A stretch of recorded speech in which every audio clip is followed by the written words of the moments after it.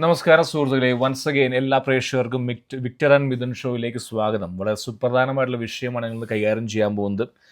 ഇറാനിൽ ഏകദേശം ഒരാഴ്ചയായി, കഴിഞ്ഞ ശനിയാഴ്ചയാണല്ലോ അമേരിക്കയുടെ B2 സ്പിരിറ്റ് ബോംബർ അവരുടെ സുപ്രധാനമായിട്ടുള്ള 3 ആണവ കേന്ദ്രം നതാനിസ്, ഇസ്ഫഹാൻ, പിന്നെ ഫോർഡോ അല്ലേ, 3 ആക്രമിച്ച് തിരിച്ചു വന്നു. അതിനുശേഷം അക്യുറസി ഇല്ലാത്ത, അതായത് അടിസ്ഥാനരഹിതമായിട്ടുള്ള കുറെ ആരോപണങ്ങൾ സോഷ്യൽ മീഡിയ കൂടെ പരക്കുകയാണ്. അല്ലെ വിക്ടർ ഭായ്, തലങ്ങും വിലങ്ങും പരക്കുകയാണ്. പോറാക്രമണം നടന്നുകൊണ്ടിരിക്കുകയാണ്. എന്തൊക്കെയാണ് വിക്ടർ ഭായ് താങ്കളുടെ അഭിപ്രായത്തിൽ ഈ പറയുന്ന എന്തൊക്കെ തരത്തിലുള്ള ഈ പറയുന്ന ആക്രമണങ്ങളല്ല, എന്തൊക്കെ തരത്തിലുള്ള ഈ പറയുന്ന തെറ്റിദ്ധാരണ പരത്തുന്നേ?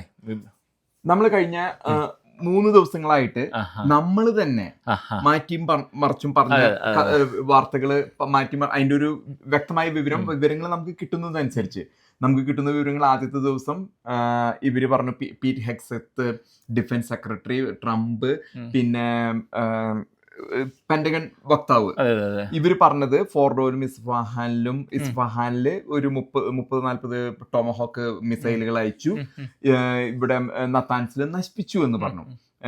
അവരുടെ കേപ്പബിലിറ്റി, ന്യൂക്ലിയർ ആണവ സമ്പുഷ്ടീകരണ കേപ്പബിലിറ്റി എല്ലായിടത്തും തകർത്തു നശിപ്പിച്ചു, ഇല്ലാതാക്കി എന്ന് പറഞ്ഞു.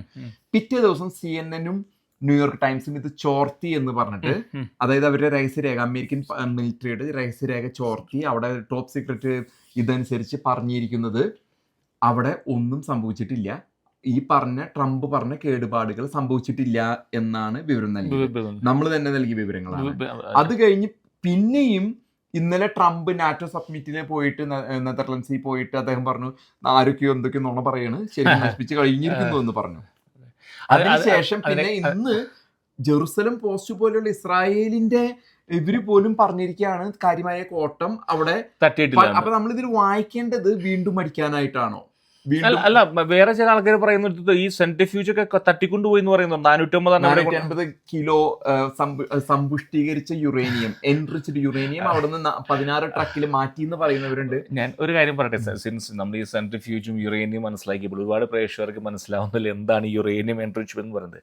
ഈ സെൻട്രിഫ്യൂജ് എന്ന് പറയുന്നത് യുറേനിയം എൻറിച്ച്മെന്റ് പ്രോസസ്സിനാണ് വിളിക്കുന്നത് പറയുന്നത്. 90% യുറേനിയം ഈ സെൻട്രിഫ്യൂജ് ഈ എൻറിച്ച് ആയാൽ മാത്രമാണ് വെപ്പൺ കാറ്റഗറിയിലേക്ക് എത്തുള്ളൂ. 90% എത്തിയെന്ന് പറയുന്നത്. അപ്പൊ 90% ഇതൊക്കെ ടിപ്പിക്കലി സെൻട്രിഫ്യൂജ് എൻറിച്ച് യുറേനിയം ആകണമെങ്കിൽ ഒരു മാസം 2 മാസം കൊണ്ട് ആവുമ്പോൾ പരിപാടിയില്ല, വർഷങ്ങൾ എടുക്കേണ്ട പരിപാടിയാണ്. പ്ലസ് എന്ന് പറയുന്നത് അവരുടെ ഏറ്റവും ടോപ്പ് ലെവലിലുള്ള ഈ പറയുന്ന ന്യൂക്ലിയർ സയന്റിസ്റ്റുകൾ, ഇസ്രായേൽ പറഞ്ഞിരിക്കുന്നത് ജസ്റ്റ് ഫിസിക്സ് പഠിച്ചുകൊണ്ട് മാത്രമല്ല ഈ പറയുന്ന 10-20 പേരോ എടുത്തു കളഞ്ഞിരിക്കുന്നത്, അവര് സമൂഹത്തിന് ഭീഷണി ആയതുകൊണ്ടാണ് എടുത്തു കളഞ്ഞിരിക്കുന്നത് പറഞ്ഞു. Sorry for cutting you, continue ചെയ്തോളൂ. അതെ, അല്ല, ഈ മിലിറ്ററി ജനറൽമാരടക്കം കുറെ ശാസ്ത്രജ്ഞന്മാരെ അവര് വധിക്കുകയുണ്ടായി ഇസ്രായേല്. പക്ഷെ ഇപ്പൊ വന്നിരിക്കുന്ന വെടിനിർത്തല് അത് എത്ര നാള് പിടിച്ചു നിൽക്കും? ഒപ്പം തന്നെ ഇത് ഇനിയും ഇവർക്ക് പണിതുണ്ടാക്കാനായിട്ട്, ഇപ്പൊ ഫോർഡോ ഒക്കെ പണിതുണ്ടാക്കാന്ന് പറഞ്ഞാൽ താങ്കൾ നേരത്തെ സൂചിപ്പിച്ച അതിനെ കുറിച്ച് താങ്കൾ തന്നെ.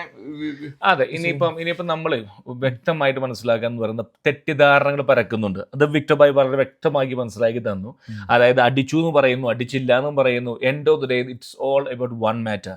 എത്ര സമയമെടുക്കും, എത്ര പണം എടുക്കും ഇറാന് തിരിച്ചു വരാനായിട്ട്? Okay, 100 billion, 200 billion, 300 billion, 500 billion. It's all about money and time. എത്ര എടുക്കും? അടിച്ചു എന്ന് ഉറപ്പാണ്, കണ്ടു അല്ലെ, അടിച്ചു. ഈ അടിന്ന് തിരിച്ചു വരണമെങ്കിൽ എത്ര സമയം എടുക്കും? രണ്ടാമത്തെ ചോദ്യം എന്ന് പറയുന്നത് വീണ്ടും അടിക്കാൻ അമേരിക്ക എത്ര ചെലവുണ്ട്? ഓക്കെ, മൂന്നാമത്തെ ചോദ്യം ഞാൻ പറയാൻ പോകുന്നത്, എക്സ്പ്ലെയിൻ ചെയ്യാമോ എന്ന് പറയുന്നത്, അടിക്കണമെങ്കിൽ അമേരിക്കയ്ക്ക് എന്ത് വേണം? കാരണം എന്താ പറയുന്നത്, ട്രംപ് 4 വർഷമേ ഉള്ളൂ, കഴിഞ്ഞു പോകല്ലേ. ട്രംപ് കഴിഞ്ഞാൽ ആര് വരും? ഈ വരുന്നവർക്ക് അടിക്കാൻ സാധിക്കുമോ? ഇതാണ് എക്സ്പ്ലെയിൻ ചെയ്യാമോ എന്ന് പറഞ്ഞത്. ഏറ്റവും പ്രധാനപ്പെട്ട ഘടകം എന്ന് പറയുന്നത് ഇറാന് ഈ പറയുന്ന പണം എവിടുന്ന് കിട്ടും? കാരണം ഇപ്പൊ തന്നെ എന്ന് പറയുന്നത് 45% മൈനസ് ഇൻഫ്ലേഷനിലാണ് അവർ കിടക്കുന്നത്.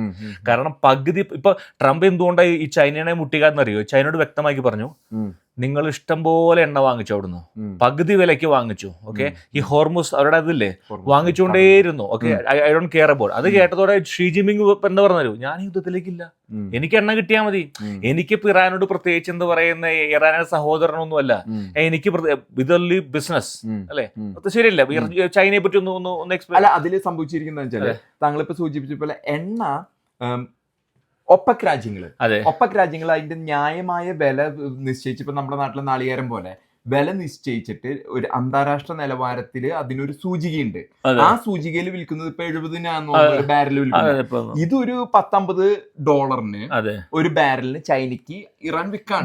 അവർക്ക് വലിയ ലാഭമൊന്നും ഉണ്ടായിട്ടല്ല, എന്നാൽ ചൈനയ്ക്ക് അത് ചുളുവിലക്ക് കിട്ടുന്നുണ്ട് ലോക മാർക്കറ്റിൽ അവരുടെ എക്കോണമിനെ മുന്നോട്ട് കൊണ്ടുപോകാനായിട്ട്.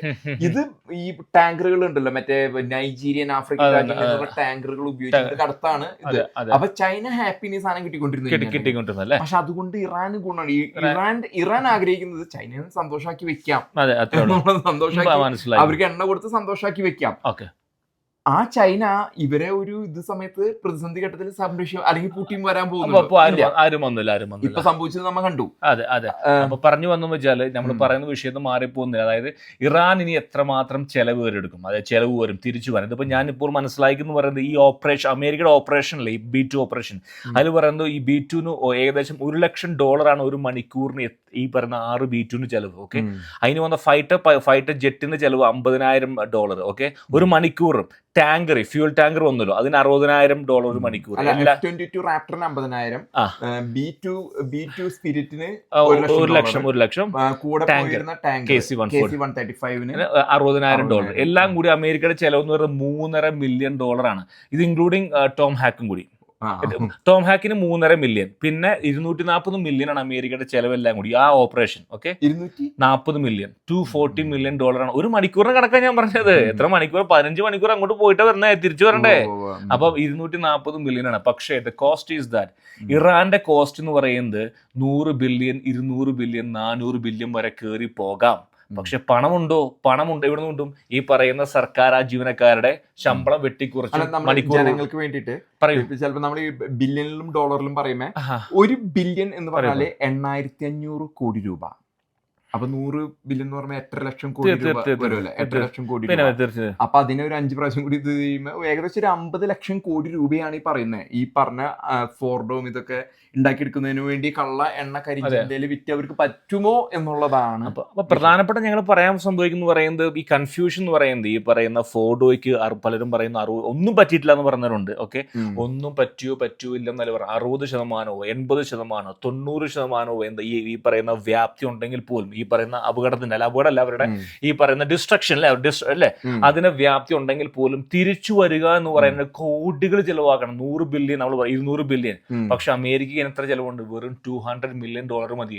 ഞാൻ പണ്ടെന്ന് പറഞ്ഞാൽ നമ്മള് ഒരു റൗണ്ട് ബീറ്റ് പോയാല് തീരാവുന്ന അത്രേ ഉള്ളൂ. നമ്മൾ എത്ര എന്ന് പറഞ്ഞ ഒറ്റപ്പായത് 3 മാസം മുമ്പ് പറഞ്ഞല്ലേ നമ്മളല്ലേ, ഒരു റൗണ്ട് ബീറ്റ് പോയാൽ തീരാവുന്ന പ്രശ്നമേ ഉള്ളൂ. 3 മാസം മുമ്പ് അവിടെ. അപ്പം ഒരു റൗണ്ട്, അപ്പൊ അതായത് 100 ബില്യൺ, 200 ബില്യൺ. ഈ സഹോദരന്മാർ ഒരുപാട് സന്തോഷിക്കുന്ന ആൾക്കാരുണ്ട്. ഞങ്ങൾ സെൻട്രിഫ്യൂജ് കൊണ്ടേ ഒളിപ്പിച്ചു, ചൈനയ്ക്ക് കൊടുത്തു, പാകിസ്ഥാന് കൊടുത്തു. തിരിച്ചു വരണമെങ്കിൽ കോടികൾ ചെലവാക്കണം. പക്ഷെ അമേരിക്കക്ക് കോടികൾ ചെലവാക്കേണ്ട, തിരിച്ചു വന്നു പോകാം. പക്ഷേ ഒരു ചോദ്യചിഹ്നമുണ്ട് ഒറ്റപ്പായി. അതായത് നമ്മളിപ്പോ കാണുന്നുണ്ട് ന്യൂയോർക്കിൽ അല്ലെ, ലെഫ്റ്റ് ആയിട്ടുള്ള ഒരു പുതിയ നേതാവ് കടന്നു വരുന്നു അല്ലെ. ട്രംപ് 4 വർഷം കഴിയുമ്പോൾ ട്രംപ് കഴിയും, JD വാൻസും പോകും. അടുത്ത 8 വർഷം 12 വർഷം കഴിയുന്ന അമേരിക്കൻ സർക്കാരിന് ഈ പറയുന്ന ഇറാനെതിരെ ഇതുപോലൊരു ആക്രമണം നടത്താൻ സാധിക്കുമോ? അവർക്കെല്ലാം കെൽപ്പുണ്ടോ? പറയൂ ഒറ്റപ്പായി. അമേരിക്ക ഡിമിനിഷ് ആയി പോയിട്ടൊന്നുമില്ല. ഇപ്പൊ ഡെമോക്രാറ്റ് വന്നാലും റിപ്പബ്ലിക്കൻ വന്നാലും, ഇപ്പൊ ഒബാമയെ പോലെയുള്ള ഒരാൾ വന്നാലും അതല്ലെങ്കിൽ വേറെ ഒരാൾ വന്നു കഴിഞ്ഞാലും അമേരിക്കൻ നയതന്ത്രത്തിൽ ഇപ്പൊ നമ്മളൊരു കാര്യം മനസ്സിലാക്കേണ്ടത്, ഇറാൻ ടർക്കിയിൽ എർഡോഗനെ കാണാൻ പോയി, മറ്റേ അവരുടെ വിദേശകാര്യമന്ത്രി. അത് കഴിഞ്ഞ് ചൈനനെ കാണാൻ പോകുന്നു. കാരണം എങ്ങനെയെങ്കിലും ഇതിന് തലൂരി എടുത്ത് അത് രക്ഷിക്കാനായിട്ട്, ഇനിയെങ്കിലും ഉള്ളതിനെ രക്ഷിക്കാനാണ് ഇറാൻ നോക്കുന്നത്.